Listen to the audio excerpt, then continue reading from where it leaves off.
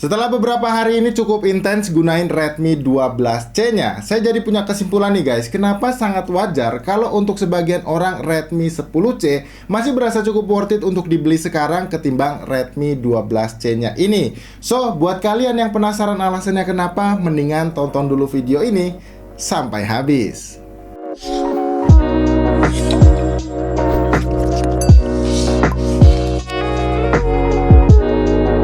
Halo guys, ketemu lagi barengan saya Iksan. Oke, jadi di tangan saya ini adalah Redmi 12C, smartphone kelas entry level Xiaomi yang baru aja dirilis ya sekitar 3 minggu yang lalu.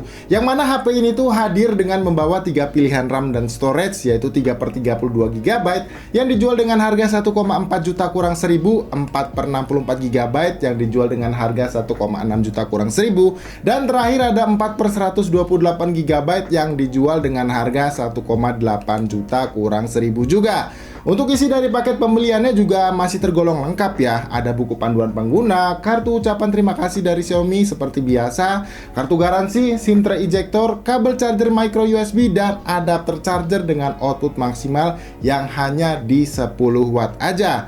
Buat yang nanya untuk softcase-nya ini ada di mana, sayangnya ini nggak disediain lagi ya guys. Jadi pastiin kalau kalian berminat beli HP ini, kalian coba cari-cari dulu ya apakah ada yang jual case-nya atau enggak. Plus satu lagi, screen protectornya juga jangan lupa ya, karena nggak dikasih juga di paket pembeliannya. Kalau bicara soal desain, meskipun sebenarnya secara konsep desain yang digunakan Redmi 12C ini masih terbilang mirip ya dengan Redmi 10C, tapi saya cenderung lebih suka desain yang dipakai di Redmi 12C ini, dimana pada bagian back covernya dibuat bertekstur yang nggak licin, serta layout kameranya yang mirip-mirip sama layout kamera produk mereka untuk kelas mid-range-nya.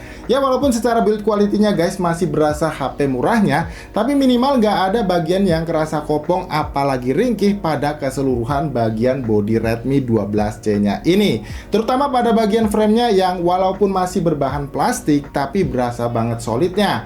Dimana pada bagian atasnya sini hanya ada satu buah headphone jack 3,5 mm.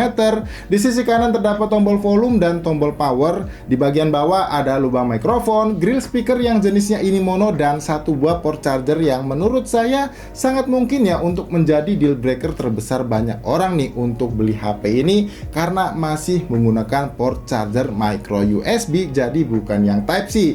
Yang terakhir untuk di bagian sisi kirinya hanya terdapat satu buah slot SIM tray aja yang jenisnya ini udah triple slot.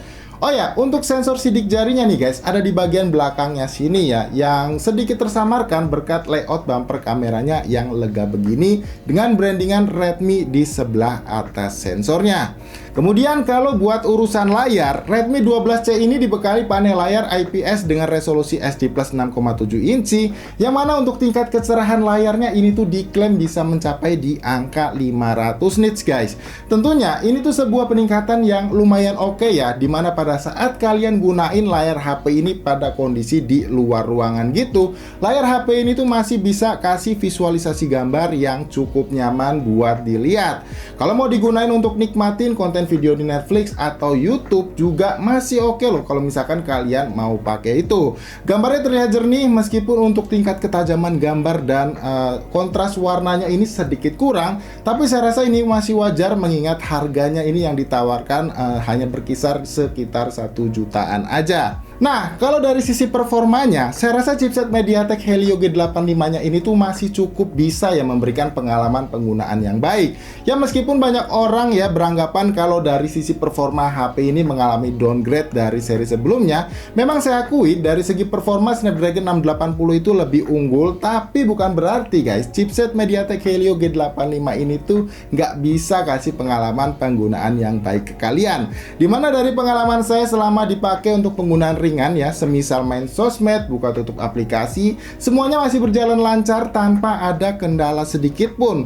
Bahkan waktu saya coba untuk pakai aktivitas berat seperti main game, HP ini tuh juga masih bisa kasih experience gaming yang menurut saya ini udah terbilang cukup baik. Contohnya, waktu saya coba pakai untuk mainin game Mobile Legends, settingan grafis yang bisa kita dapetin ini ada di high dengan frame rate-nya yang high juga nih guys, dan untuk feel bermainnya saya masih bisa dapetin rata-rata FPS di kisaran 51 sampai 57 FPS.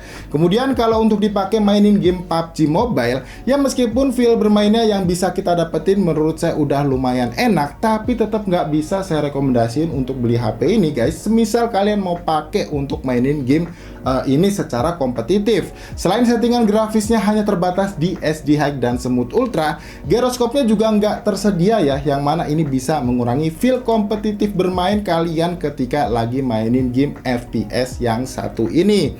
Nah, kalau mau kalian pakai untuk main game berat kayak Genshin Impact, jujur guys, ini tuh masih cukup playable aja ya, tapi dengan pengalaman frame drop yang pastinya bakalan cukup sering kalian temuin pada saat lagi war dengan banyak animasi skill yang muncul gitu. Sekalipun kita udah settingan grafisnya ke settingan default yaitu lowest 30 FPS-nya, tetap nggak saya rekomendasiin untuk kalian mainin game Genshin Impact-nya ini guys. Apalagi misalnya unit yang kalian beli nantinya adalah unit dengan varian RAM dan storage 4/64 GB atau bahkan 3/32 GB-nya.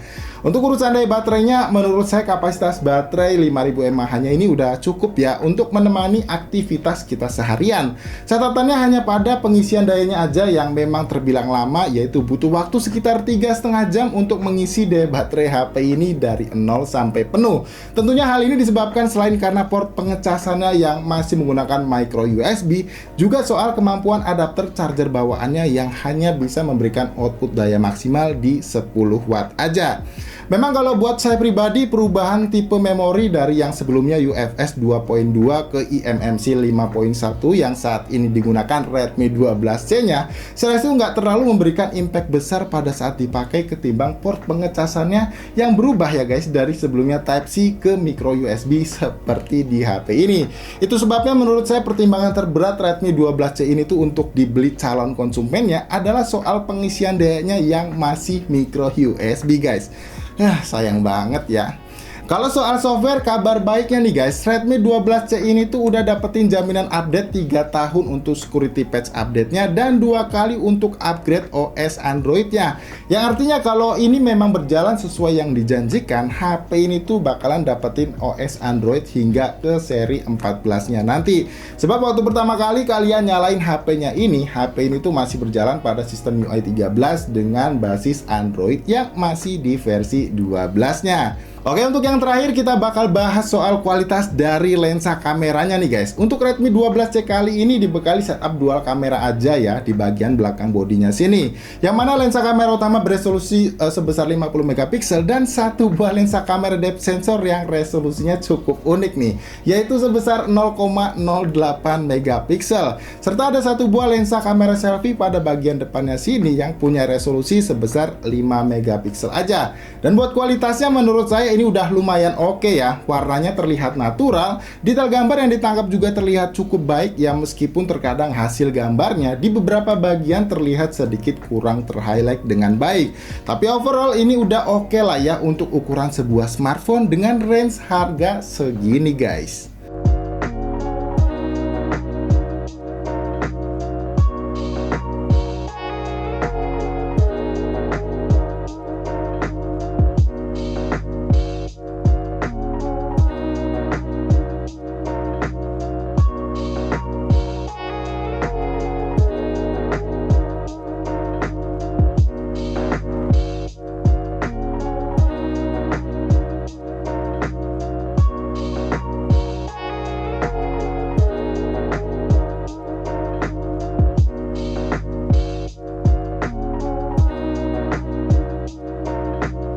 Ya, ini adalah kualitas perekaman video dari lensa kamera utamanya guys, yang saya rekam di resolusi 1080p 30 fps, dimana ini adalah resolusi tertinggi yang bisa kalian gunakan. Jadi nggak ada yang 60 fps, apalagi resolusi 4K kayak begitu.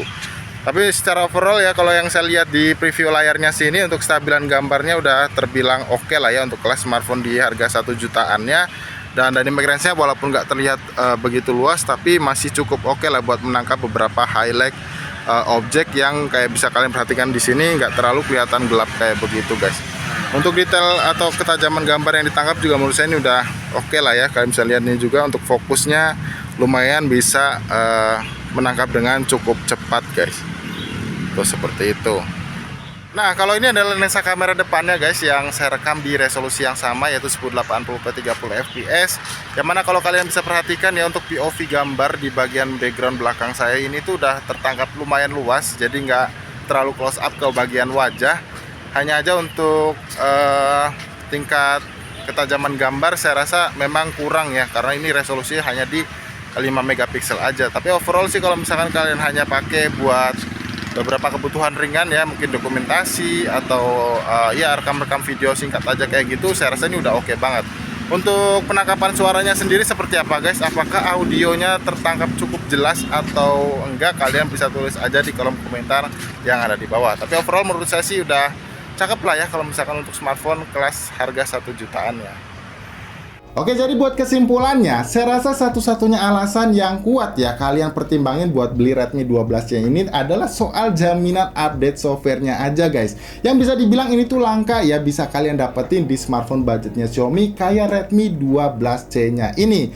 Ya meskipun secara performa serta pengisian daya baterainya di bawah Redmi 10C-nya tadi, untuk urusan desain jujur aja saya lebih milih desain Redmi 12C-nya ini daripada Redmi 10C-nya dahulu guys. Jadi ya kalau kalian pengen punya smartphone dengan jaminan update software yang baik karena ingin dipakai dalam waktu yang cukup lama, serta punya looks yang cakep untuk sebuah smartphone sejutaan, Redmi 12C ini tuh masih bisa saya rekomendasiin untuk kalian beli. Dan seperti biasa guys, kalau kalian berminat ya, link pembeliannya udah saya cantumin di kolom deskripsi. Well, sebelum saya tutup videonya guys, buat kalian yang suka sama video ini, jangan lupa ya untuk diklik tombol like-nya dan di-share ke teman-teman kalian. Kali aja ada teman kalian yang butuh informasi soal smartphone Redmi 12C-nya ini. Kalau gitu sampai di sini saya Iksan pamit dan sampai kita ketemu lagi guys di video review berikutnya.